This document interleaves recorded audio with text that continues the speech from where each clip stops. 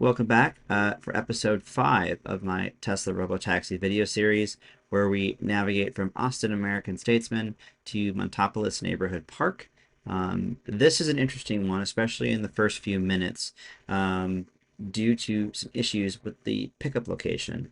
When I initially ordered the ride to leave this location, I could not use the pickup location that I wanted, which ended up being the drop off location for the previous video.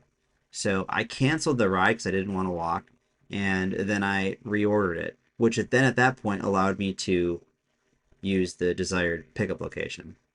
However, I noticed the car was coming from a different direction, and it still went to a slightly different part of the parking lot. It wasn't too far from where I was, though, maybe like 100 feet. So it was like not a big deal. I walked to it, right?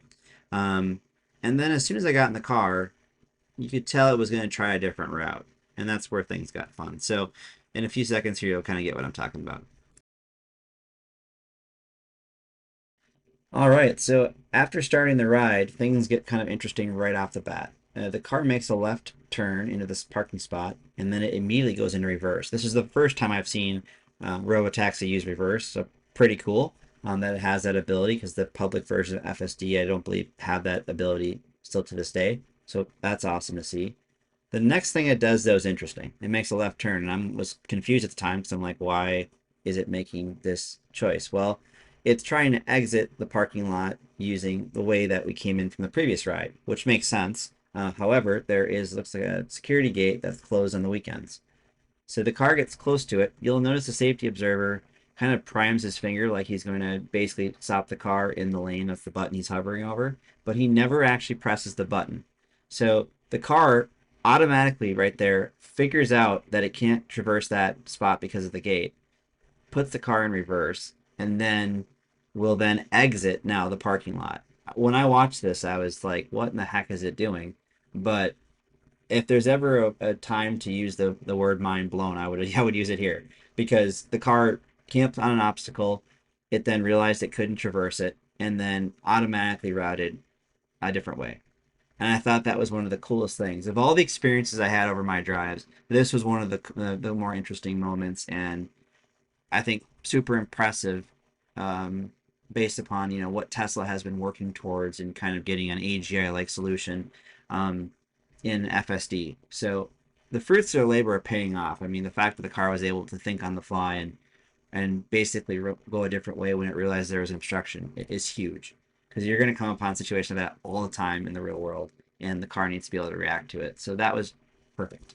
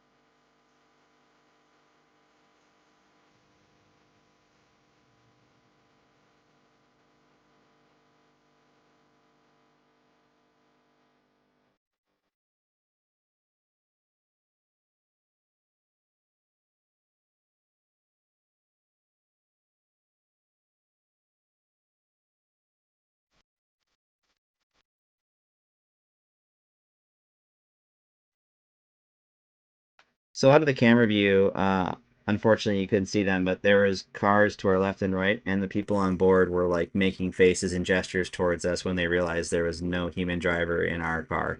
Um, they were really funny reactions. People just kind of really surprised that a Tesla was driving itself. Um, and in general, I was really impressed that there were so many people that knew what the robotaxi was, and as soon as they came across it, immediately started recording it with a smile on their face.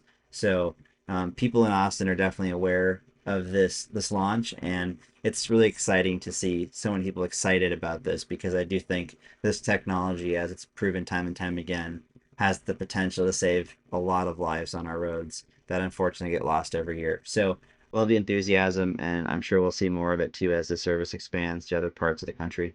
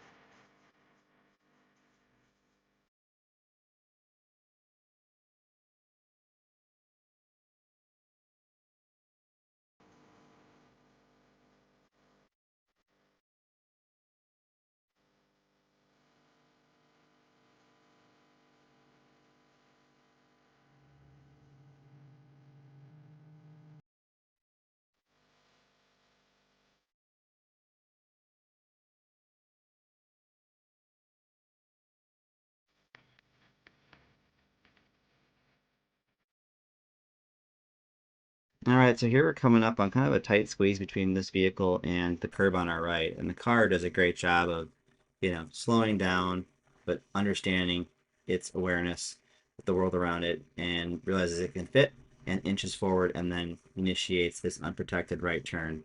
Uh, just great awareness. And as you noticed throughout that entire movement, again, no jerky wheel inputs, no jerky brake or throttle inputs. It was confident throughout of what it needed to do, and it did it exactly as it should have.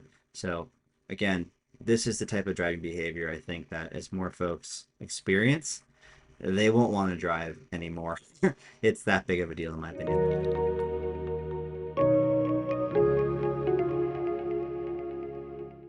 As we get close to the end of the ride here, we're going to make one final left turn into the parking lot. There was a bit of a dip there, and again, the car does a nice job of gradually slowing down, entering at a good, comfortable speed, and then proceeding safely. So you'll see here it drops us off right at the door, like a good Uber driver would. But overall, this was a fantastic ride.